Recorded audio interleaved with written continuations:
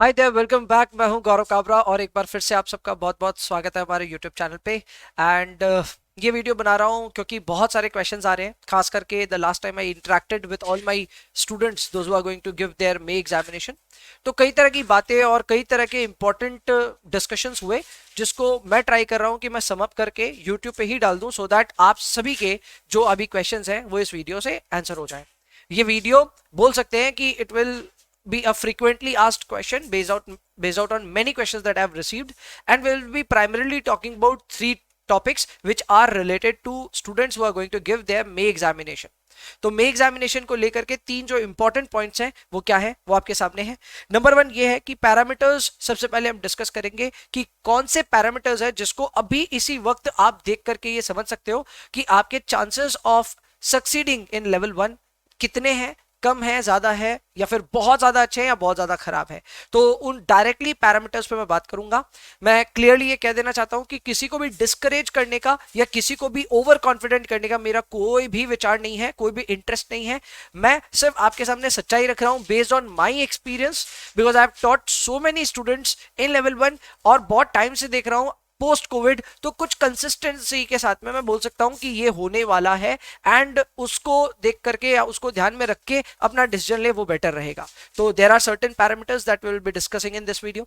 Second thing is whether you should defer the exam और not. ये एक हमेशा ही बहुत बड़ा क्वेश्चन रहता है, फेब्रुवरी में भी था और अभी भी है, और आगे आने वाले टर्म्स में भी हमेशा ये क्वेश्चन रहेगा कि आपको डिफर करना चाहिए या नहीं करना चाहिए। उसके ऊपर डिटेल में बात करेंगे अभी। इसके अलावा थर्ड क्वेश्चन ये है कि चलो अगर हम डिफर नहीं कर रहे हैं और अगर हम एग्जाम के लिए जा रहे हैं तो लास्ट फ्यू डेज को किस तरह पढ़ाई करके यूटिलाइज करें।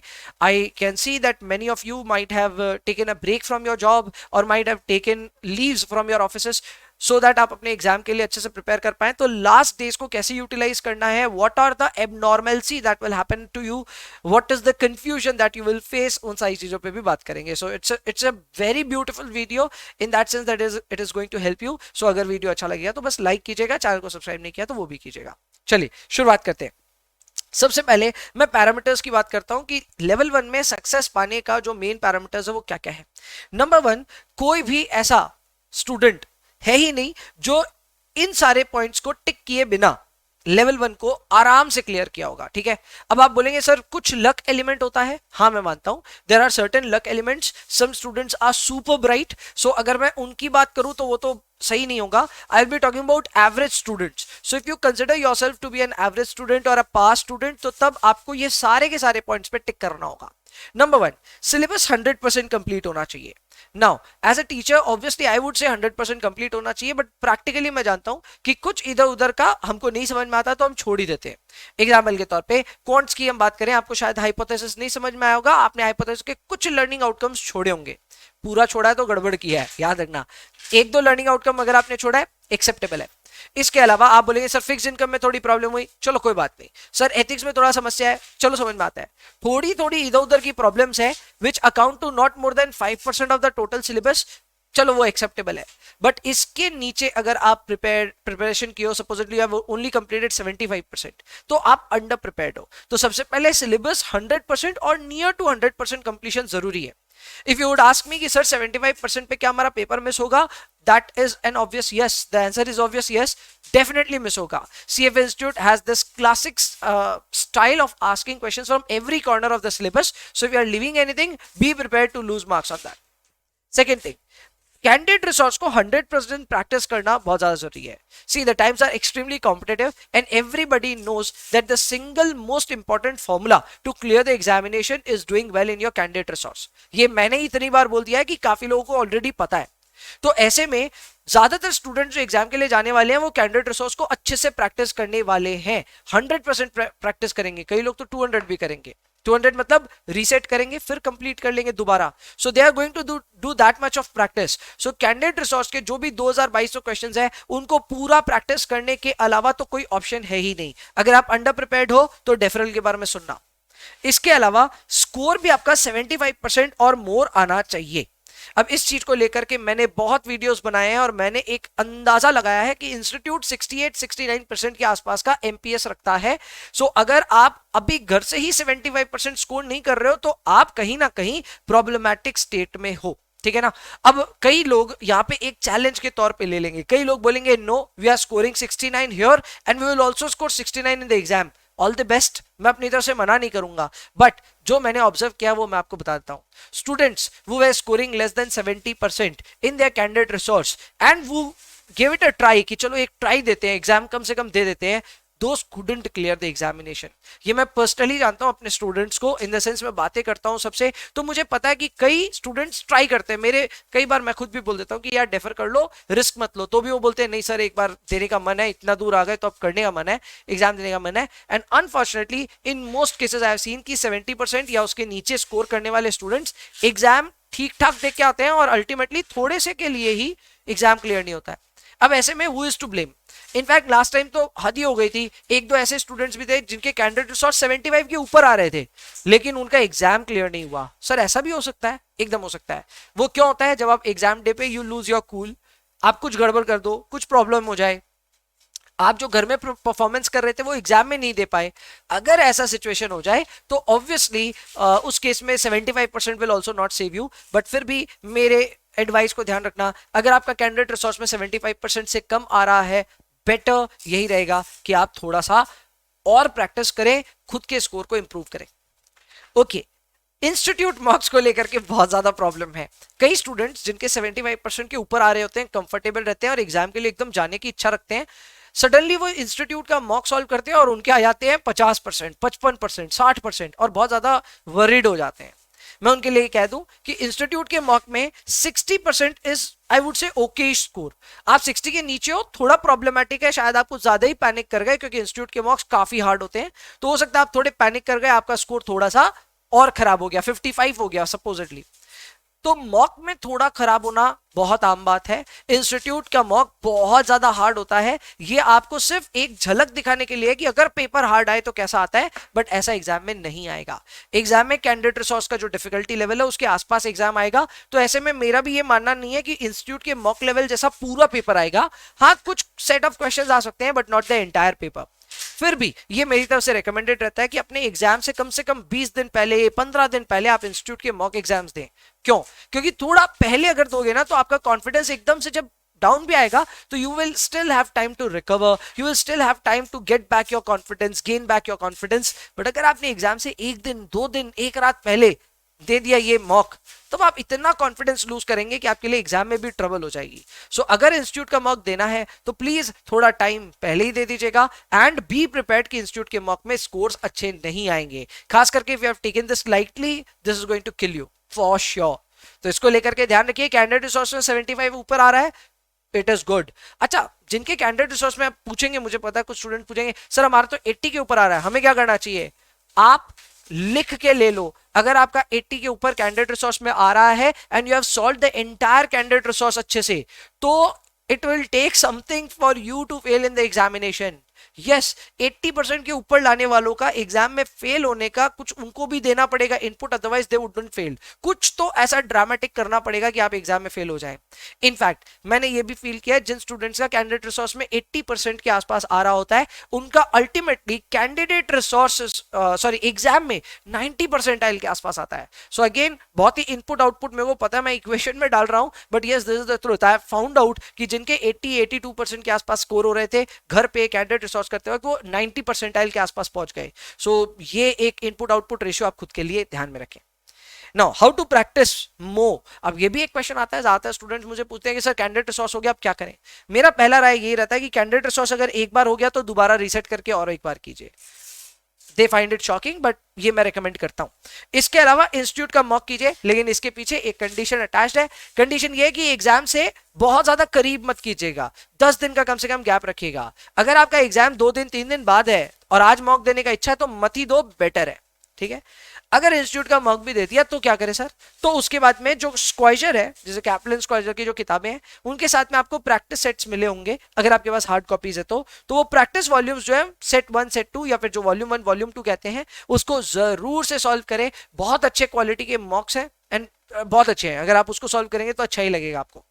एंड ऑब्वियसली अदर रिसोर्सेज है, अदर रिसोर्सेज में अगर आपके पास समय हो तभी आप इसके लिए जाएं। मुझे पता है you will ask me about various websites, comment में भी बहुत सारे वेबसाइट्स आप डाल दोगे, बट मैं यही कहूंगा मेरी तरफ से additional material is not recommended at all. पहले इंस्टीट्यूट के रिसोर्सेज कर लीजिए, इंस्टीट्यूट के बाद में स्क्वाइजर मोस्ट कॉमन रिसोर्स है, सबके पास होता है, तो वो कीजिए, उसके बाद समय बचे तो कुछ और करना। ओके पहले क्वेश्चन को मैंने अच्छे से एड्रेस कर दिया कि क्या है जो आपके लिए रिक्वायरमेंट है to clear level 1। Let's talk about second thing. Second thing है कि क्या आपको एग्जाम डिफर करना चाहिए क्या। अब मई 2023 तो सामने ही है, एग्जाम एकदम सामने है। अगर आपको डिफर करना है नहीं करना है तो उसके लिए कुछ इंपॉर्टेंट चीजों पे ध्यान दीजिएगा। नंबर 1, आपको ऐसा लगता है आप वेल प्रिपेयर्ड हो, आप स्कोर भी अच्छा कर रहे हो, 75% के बियॉन्ड आपका स्कोर आ रहा है, तो मेरा राय है कभी सोचो भी मत डेफरल के बारे में। Don't even think about deferral. And 80% and beyond मैं आपको बात बोल चुका हूं ऑलरेडी। अगर आप 80 या उससे ज्यादा ला रहे हो तो मतलब बेकार ही में आप खुद के लिए चिंतित हो। आप एग्जाम में जाओ, अच्छा करोगे, आप खुद पे विश्वास रखो। इसके अलावा ऐसे भी स्टूडेंट्स हैं जिनके स्कोर्स अच्छे नहीं आ रहे, सर 50-55% आ रहा है, अच्छा सिलेबस भी सर चल रहा है, अभी तक कंप्लीट नहीं हुआ है। अगर आपका 50-55% आ रहा है और सिलेबस अभी तक कंप्लीट नहीं हुआ है, मेरी राय में तो आपको डेफरल के बारे में सोचना चाहिए। हाँ डेफरल लेना है नहीं लेना है ये मैं नहीं बता सकता आपको, इनफैक्ट कोई नहीं बता सकता, it is going to be your decision, पैसे आपके लगने आप डिसाइड करो। लेकिन ये मेरी तरफ से राय है, अगर आपके स्कोर्स अच्छे नहीं आ रहे और उसके बाद आप सिलेबस भी इनकम्प्लीट आपका, डेफिनेटली थिंक अबाउट डेफरल। मैं अगर होता शायद मैं डेफरल कर भी लेता, कर देता अपने एग्जाम को, बट अगेन आपका डिसीजन है, आप अपने हिसाब से लीजिए। अब those who are catching up with the syllabus कि सर हम लोग बहुत तेजी से अपने सिलेबस को भी कंप्लीट कर रहे हैं, प्रैक्टिस भी जम के कर रहे हैं, and I have seen student जिन्होंने 15-20 दिन में भी ना बहुत मिरेकल करके दिखाया है, तो उनके लिए मैं यही कहूंगा फिलहाल डेफरल के बारे में मत सोचिए और अभी लगे रहिए जो आप कर रहे हैं उसमें। डेफरल के बारे में क्या सोचना है, कैसे सोचना है वो मैं बता देता हूं, कब तक आपको डिसीजन ले लेना है वो भी बता देता हूं, लेकिन अभी फिलहाल डेफरल के लिए जाना नहीं चाहिए और सोचना भी नहीं चाहिए।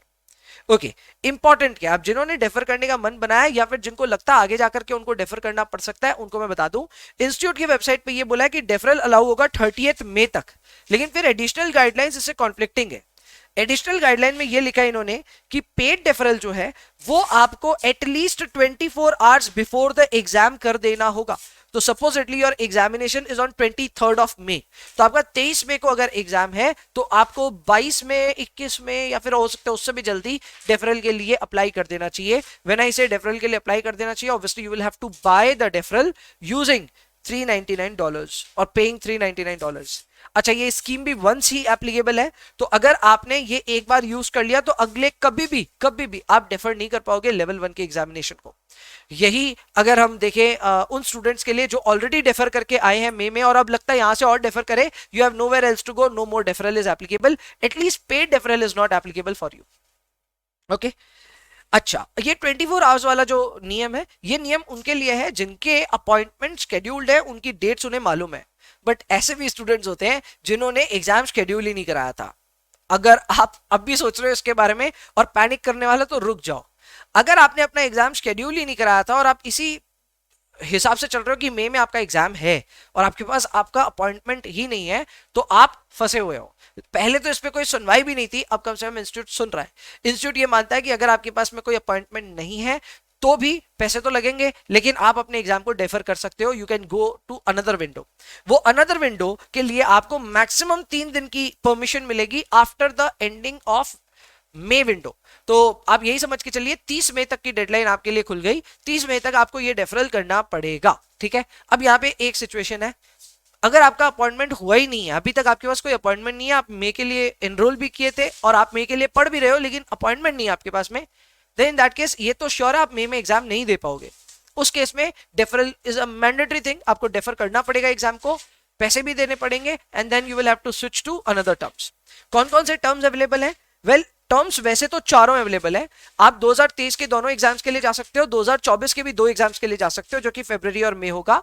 बट मेरा रिकमेंडेशन है कि अगस्त या नवंबर में से ही कोई एक पिक कीजिएगा, क्योंकि 2024 में कुछ मेजर चेंजेस आने वाले हैं सिलेबस में, जिसके ऊपर ऑलरेडी चैनल पे एक वीडियो बना रखा मैंने, तो वो होने से पहले ही एग्जाम दे दो, ठीक है। दूसरा, अगस्त के लिए सिर्फ वही जा सकते हैं जिनको एक उनका डिजायर्ड अपॉइंटमेंट विंडो मिल रहा है, अपॉइंटमेंट मिल रहा है।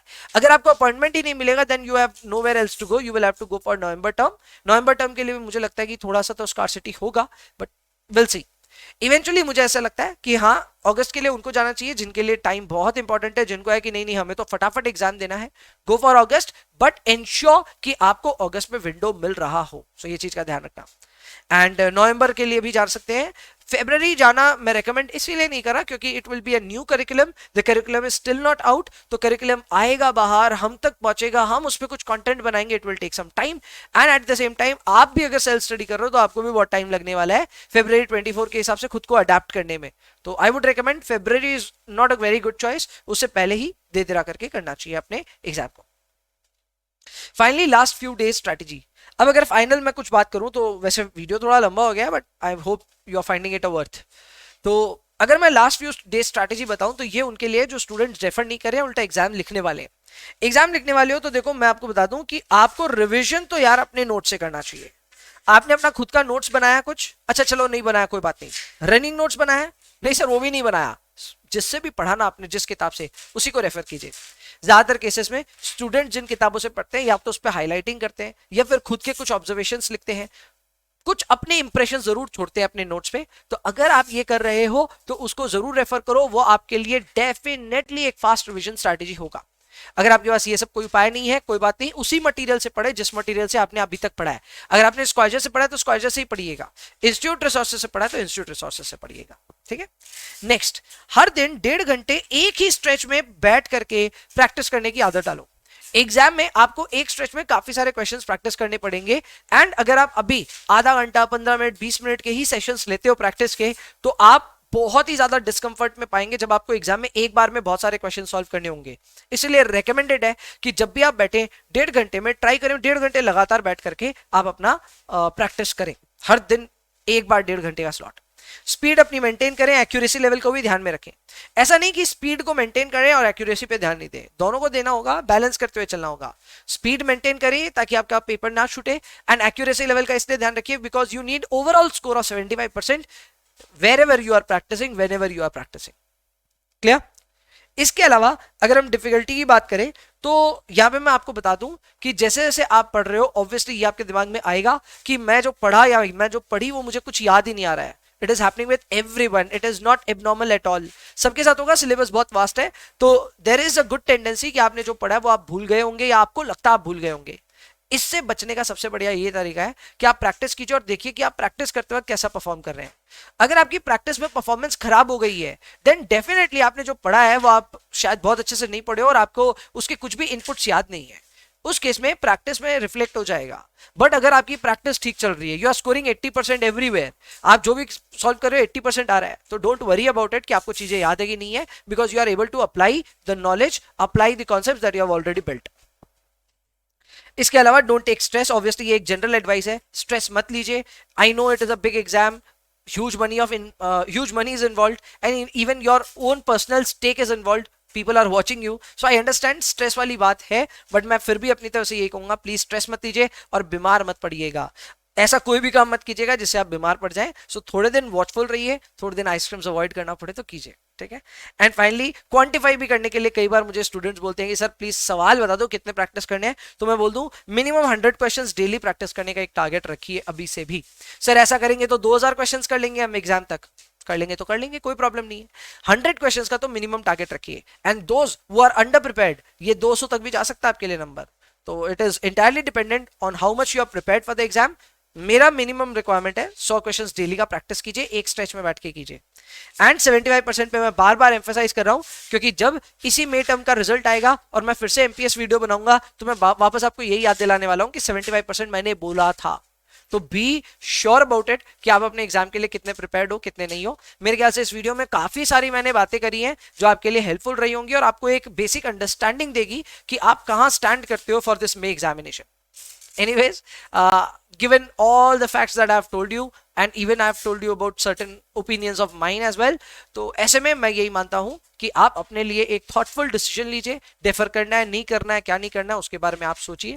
बाद बाकी एक और वीडियो मैं बनाऊंगा शायद about the emergency deferral. Emergency deferral को लेकर के कुछ बहुत इंटरेस्टिंग पॉइंट्स हैं जो मुझे मन कर रहा है एक वीडियो में बनाने के लिए आपके लिए। I will bring that up as well, but अभी के लिए इस वीडियो को तो यही तक रखते हैं। आई hope you have enjoyed this video and you have learn something new. I'll see you in the next one. तब तक के लिए bye bye, take care, enjoy yourselves please, and please पढ़ाई करते रहिए।